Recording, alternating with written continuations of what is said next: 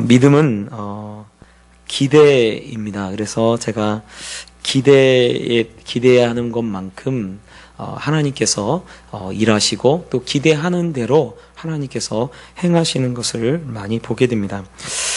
예수님께 혈루증을 앓고 있는 여인이 와서 예수님의 옷자락에 손을 댑니다.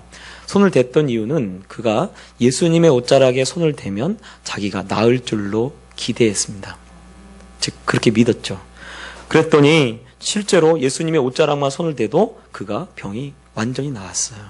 그랬더니 예수님이 누가 내 옷자락에 손을 댔느냐라고 하면서 사람들을 찾기 시작합니다. 수많은 사람들이 에워싸 미니까 사실은 예수님의 옷자락에 손대는 사람이 굉장히 많았죠. 근데 그렇게 많았음에도 불구하고 그 예수님의 옷자락에 손댄 사람들, 다른 사람들은 아무런 일도 일어나지 않습니다. 그런데 이 여인만큼은 기대하고 바라고 그렇게 하니까 손을 대니까 그대로 자기에게 그대로 일어나요. 여러분 히브리서 11장은 믿음의 장인데 믿음에 대해서 정의하기를 뭐라고 했냐면 믿음은 바라는 것들의 실상이요 보이지 않는 것의 증거다라고 하면서 보이는 것을 누가 바라리요? 라고 얘기합니다. 보이는 것을. 그러니까 믿음은요 보이지 않는 것을 바라는 것이 믿음이다라고 그렇게 정의를 해놓고 있습니다. 또 예수님 앞에 한 백부장이 찾아 나오죠. 그래서 예수님께 자기 종을 치료해달라고 사람을 보내서 그 예수님 보고 치료해달라고 부탁을 합니다. 그랬더니 예수님께서 그 마을의 장로들이 부탁하는 것을 보고 이 백부장이 정말 많은 일들을 행했다고, 우리 종족을 위해서, 우리 민족을 위해서 많은 일들을 행했다라고 얘기를 하니까 예수님께서 이방인이었음에도 불구하고 그의 종을 치료하러 그의 집 근처로 갑니다.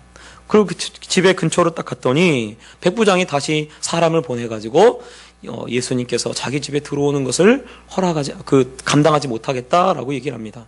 왜냐하면 이방인이었기 때문에 그래요.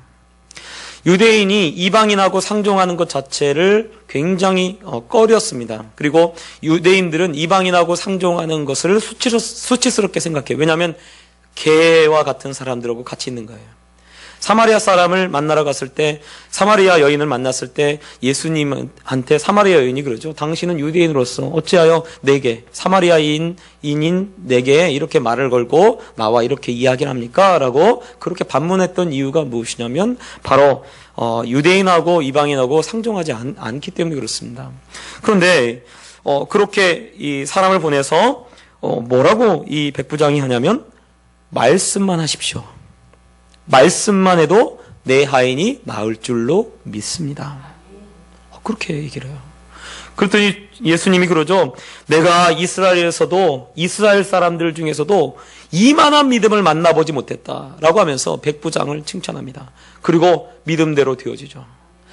예수님이 말씀하자마자 그 말씀 하나로도 그냥 그 병이 낫게 돼요. 그리고 그대로 이루어집니다. 그러니까 사실은 우리가 하나님을 대해서 어떤 기대를 가지고 있느냐, 어떠한 기대를 하고 있느냐, 그것이 우리의 진짜 믿음이 되어지는 것입니다. 그래서 신앙생활은 기대하는 신앙생활이에요. 여러분 우리가요, 교회 나와서 하나님 찾아 나왔는데 하나님 찾아 나오면 여러분 뭔가 좋은 일이 있을 줄 여러분 믿으시기 바랍니다.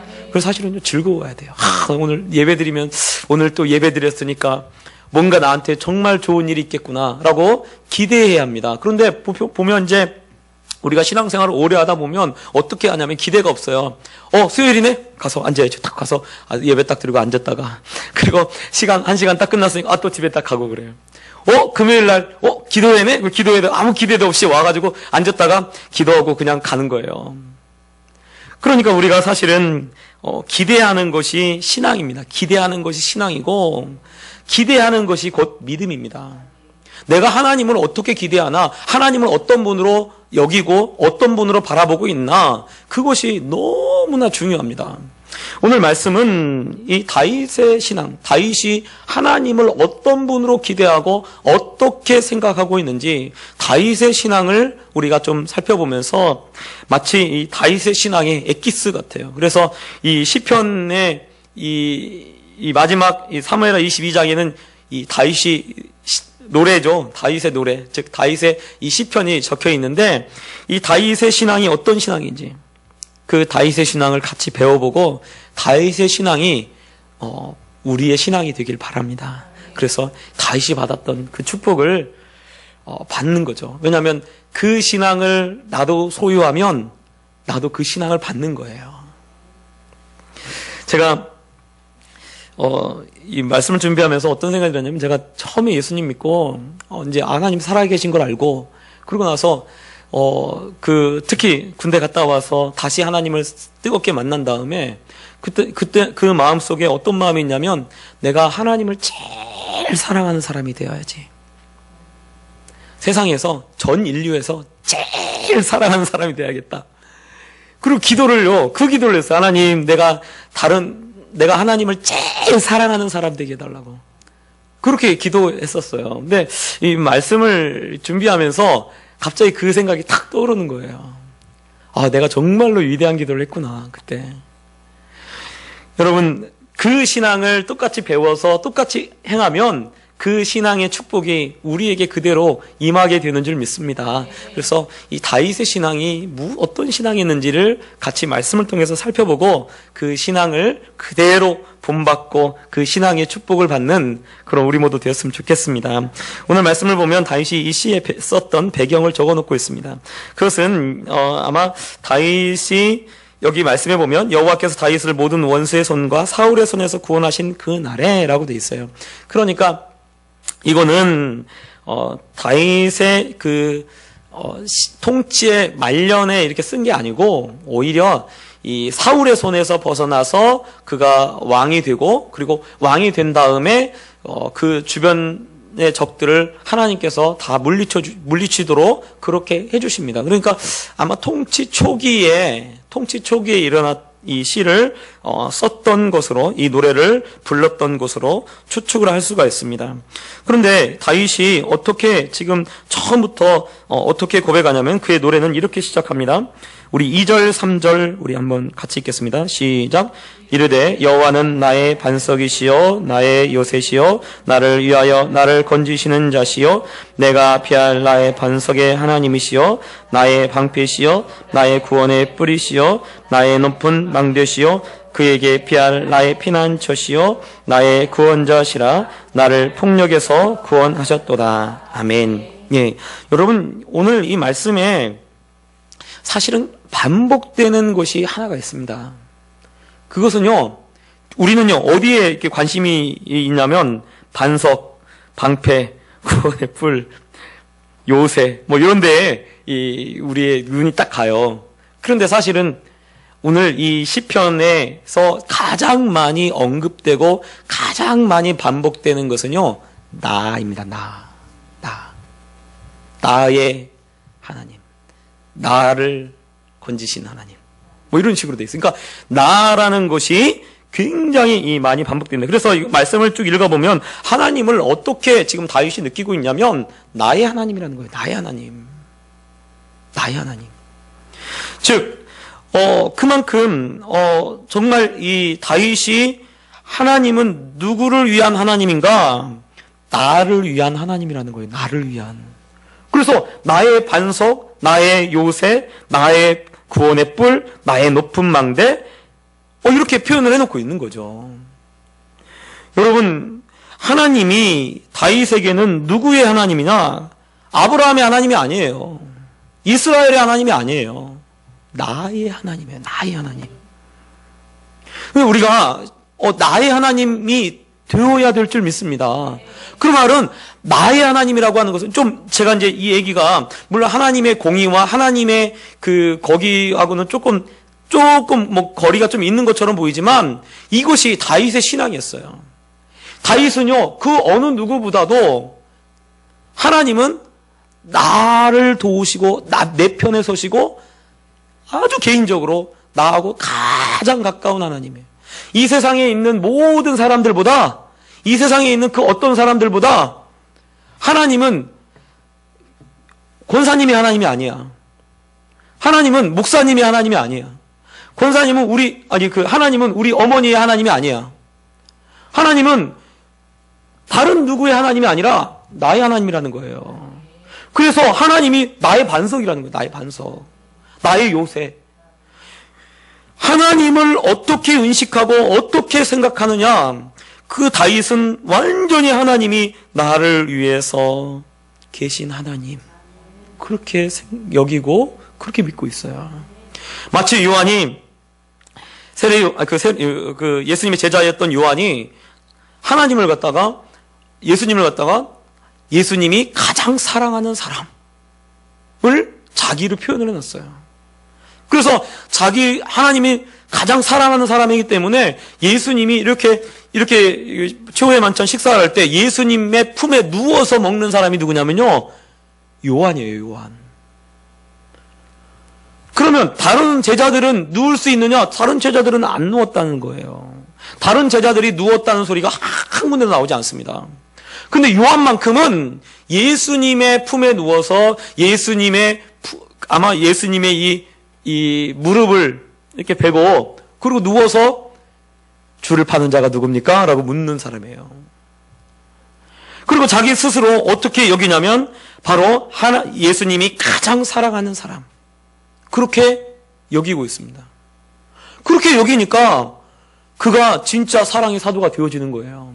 하나님께 제일 사랑받는 사람으로 후세 사람들도 그렇게 알고 있습니다. 그런데요, 성경은 한 번도 요한이 예수님이 제일 사랑하는 사람이 요한이다라고 한 적도 없어요.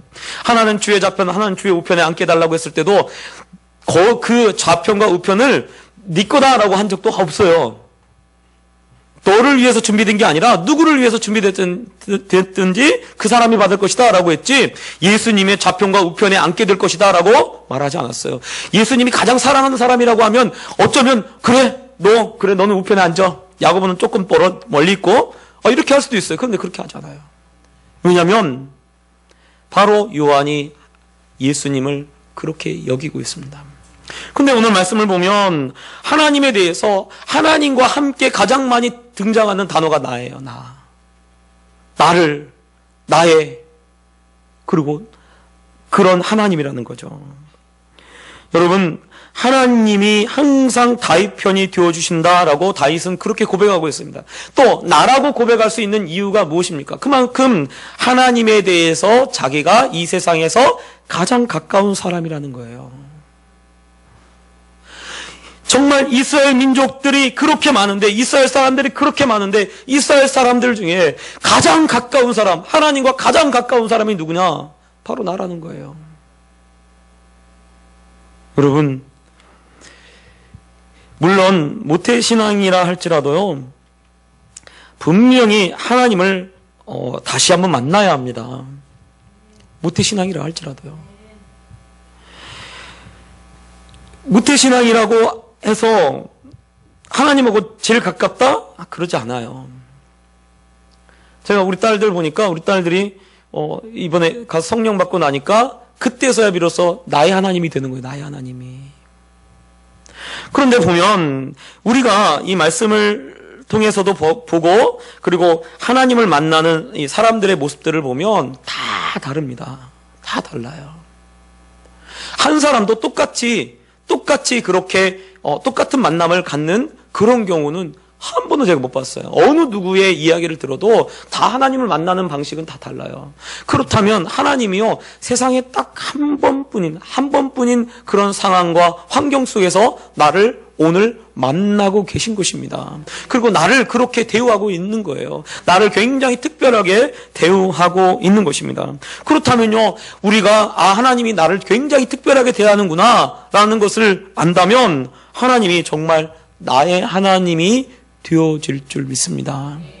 가끔은 우리 많은 성도님들이 하나님을 어떻게 하나? 목사님이 하나님을 알아요. 목사님이 하나님으로. 왜? 목사님이 제일 가까운지 알아요. 맞아요. 맞습니다. 제가 제일 가까워요. 저는 그렇게 믿어요.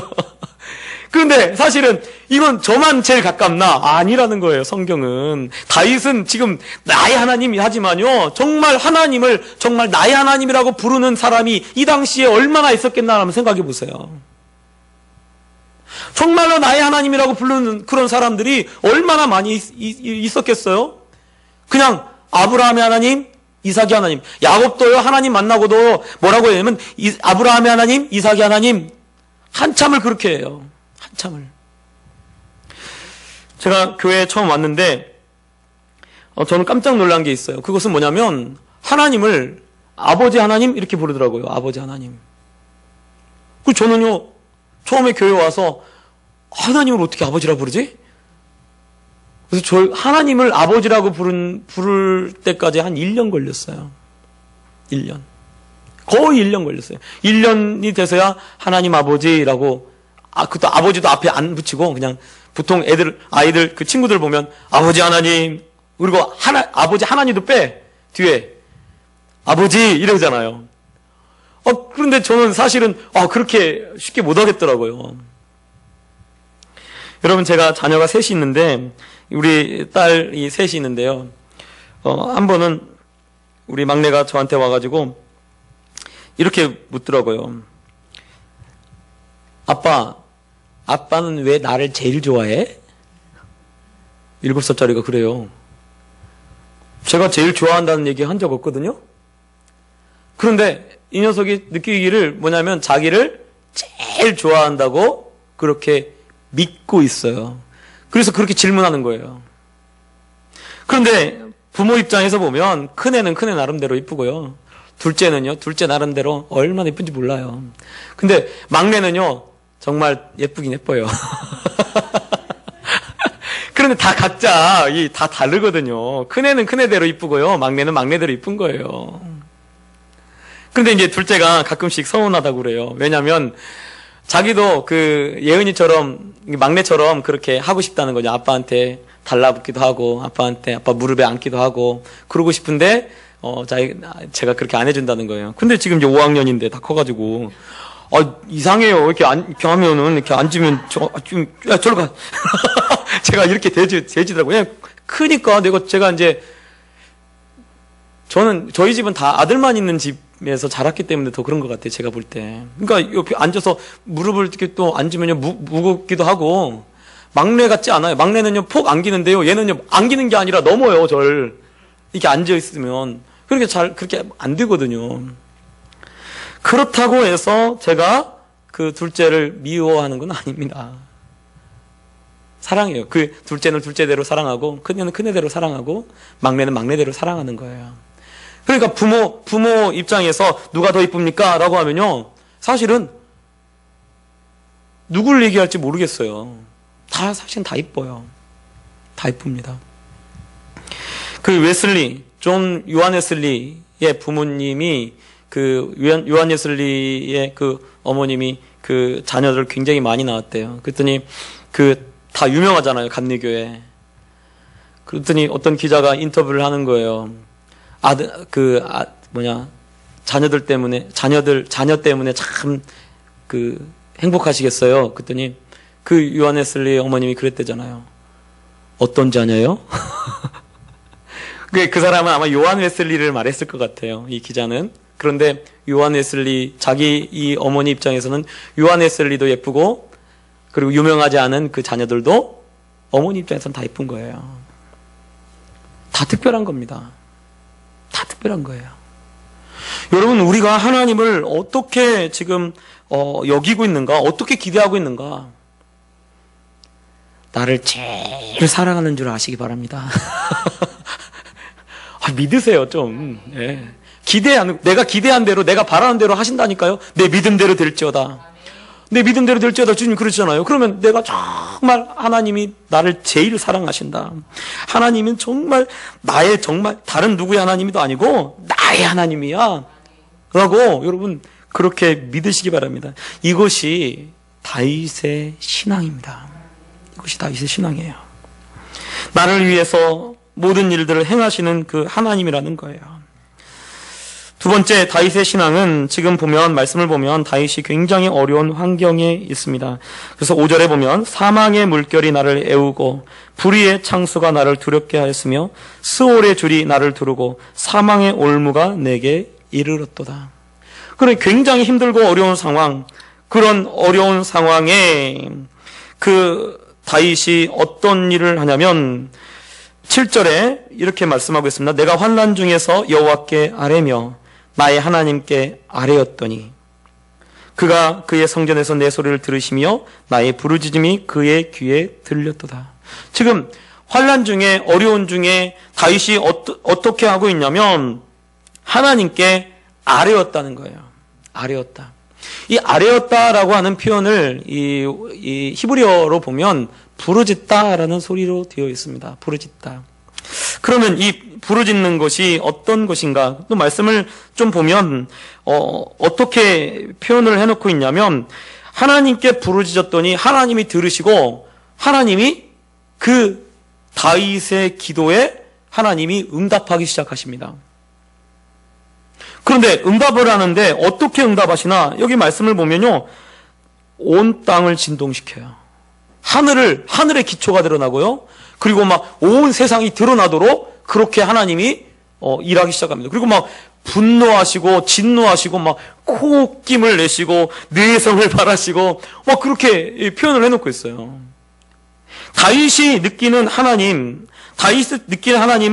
어떤 하나님이나 바로 나를 위해서 세상의 모든 만물조차도 다 움직이시는 하나님으로 믿고 있습니다. 제가요, 우리 집에 이렇게 들어가면요, 막내가 가끔씩 어떤 얘기를 하냐면요, 둘째 언니가 막 날 때렸어! 그리고 이렇게 일러빼기처럼 일르잖아요. 그리고 그냥 때렸어 할 때, 때렸어. 이렇게 얘기 안 해요. 때렸어! 이런, 찾아와가지고, 때렸어. 그러면, 엄마, 아빠가 어떻게 합니까? 그거 보고, 야, 일로 와. 누가 때렸어? 일로 와. 대부분 다 그냥 막내가 이야기를 하면 다 들어줍니다. 다 들어줘요. 그랬더니 그 얘기를 하더라고요. 엄마 아빠 없을 때는요, 애가 되게 말 안 듣는데요. 그런데 엄마 아빠가 딱 있잖아요. 그럼 말을 잘 듣는데요. 그러니까 엄마 아빠가 있을 때 아주 예쁜 척을 하는 거죠. 그리고 없을 때는 막 말을 안 듣는다는 거예요. 그러면서 하는 말이 막 혼내면 억울하다는 거예요. 우리들, 큰애들이 억울하다고 막 그래요. 그리고 이 막내 보고 얄밉다고 막 그럽니다. 그런데 사실은 이 표현 자체가, 이 오늘 말씀의 표현 자체가 하나님이 어떻게 하시나. 하나님이 코에서 이 불이 나오고 연기가 나오고 그리고 화를 내시는 거예요. 왜? 다윗이 부르짖으니까. 다윗이 부르짖으니까 하나님께서 어떻게 하시나? 땅의 기초를 흔들어 버려요. 그리고 온 땅이 진동하도록 하고, 그리고 하늘에서 뇌성 우레소리를 내시고 지도하시나 음성을 내시고 화살을 날려 흩으시고 번개를 무찔러요. 이거는 뭘 표현해 놓고 있냐면 하나님께서 다윗이 부르짖기만 하면 다윗을 위해서 이 세상에 있는 모든 것들을 다 움직이신다는 거예요. 다윗은 그걸 그렇게 믿고 있습니다. 마치 자녀가 와서 엄마 이거 어떻게 라고 얘기할 때 그거에 대해서 부모가 그 소원을 들어주는 것과 같은 거죠. 한 번은 김동호 목사님이 자기 자녀가 어렸을 때 이제 퇴근해가지고 집에 왔을 때 딱 보니까 집 근처에 왔을 때 자기 아이가 막 울고 있더래요. 보니까 조금 자기 아이보다 큰 애가 자기 아들을 이렇게 때린 거예요. 그러니까 아빠가 오니까 아빠! 이러고 와서 막 달려들더래요. 그리고 아빠!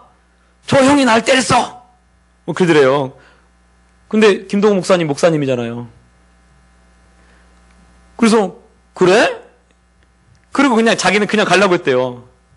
그랬더니 김동호 목사님 아들이 아빠가 옆에 있으니까 딱 가가지고 발로 뻥 차버리더래요.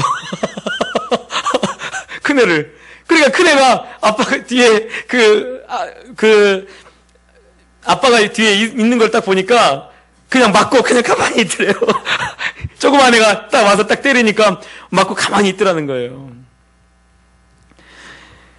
그 모습을 보고 그 김동욱 목사님이 그러더라고요. 하나님이 이와 같은 분 아닌가. 여러분, 하나님이 나를 위해서 모든 일들을 하시는 거예요.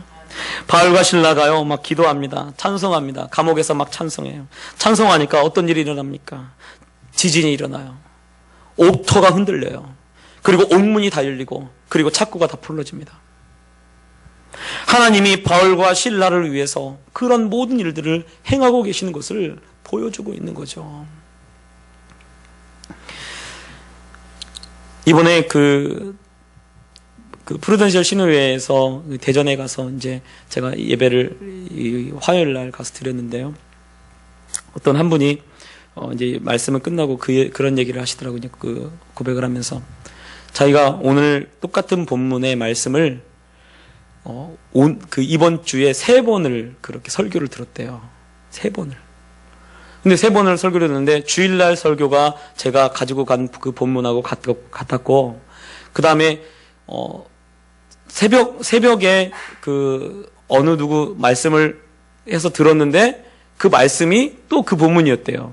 그런데 예배 시간에 딱 와서 또 몰랐다가 딱 와서 예배를 딱 참석했는데 바로 또 그 말씀을 똑같이 제가 하더라는 거예요. 그 같은 본문으로. 그러면서 그분이 이야기를 합니다. 이것은 나를 위해서 하나님께서 이렇게 예배를 이렇게 인도하도록 서울에서 이 수원에서 목사님까지 오도록, 거기는 서울이죠. 서울 프루덴셜이니까 서울에서 와서 목사님까지 보내가지고 내게 이렇게 말씀하셨다고, 나를 위한 예배인 것 같다고 했더니 옆에 있는 분도 아니 나를 위한 예배였다고 그러시더라고요. 여러분, 우리가요 하나님이 어떤 분이나 여러분 나를 위해서 세상의 모든 기초까지도, 그리고 하늘까지도 그렇게 움직이시는 하나님으로 다윗은 그렇게 믿고 있습니다.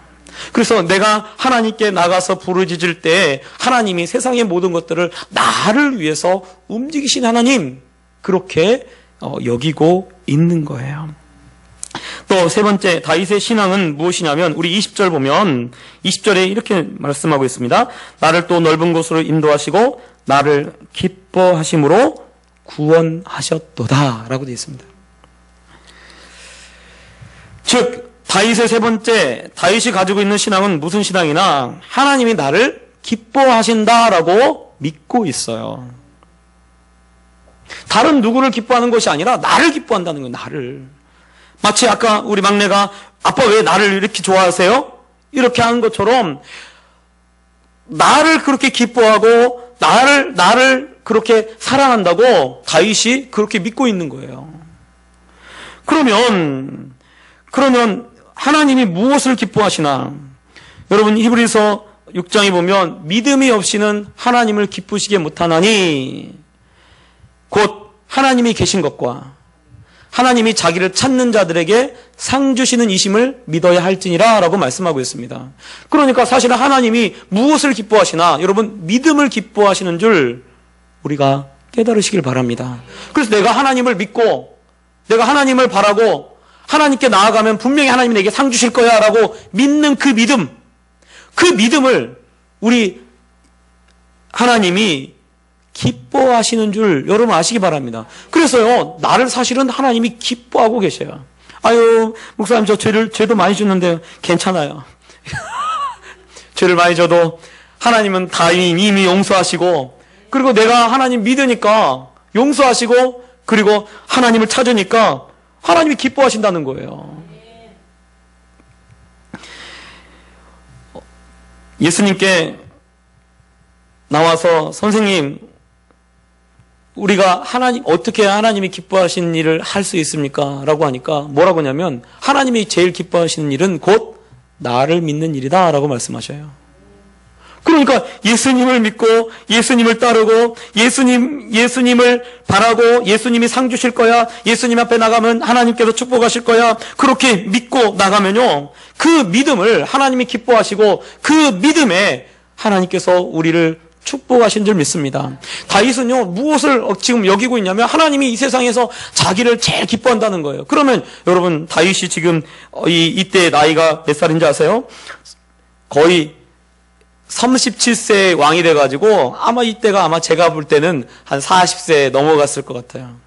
그런데도 다윗은 어떤 마음을 가지나 우리 막내와 같은 마음을 갖고 계신 거예요. 갖고 있는 거예요. 하나님이 나를 제일 기뻐하셔. 우리 옆 사람은 인사하겠습니다. 하나님이 나를 제일 기뻐합니다. 한번 자랑 한번 해보세요. 시작. 예. 아니 정말 그렇게 믿으시기 바랍니다. 이게요 다윗의 신앙이에요. 하나님이 나를 제일 기뻐한다는 거예요. 아니 목사님 난 죄가 많아가지고 나는 좀 덜 기뻐할 것 같아. 그러면 그거 그대로 믿음대로 되는 거예요. 그러면 다윗이 죄가 없습니까? 다윗은요? 아니에요. 다윗처럼 악한 일을 행하는 사람이 어디 있습니까?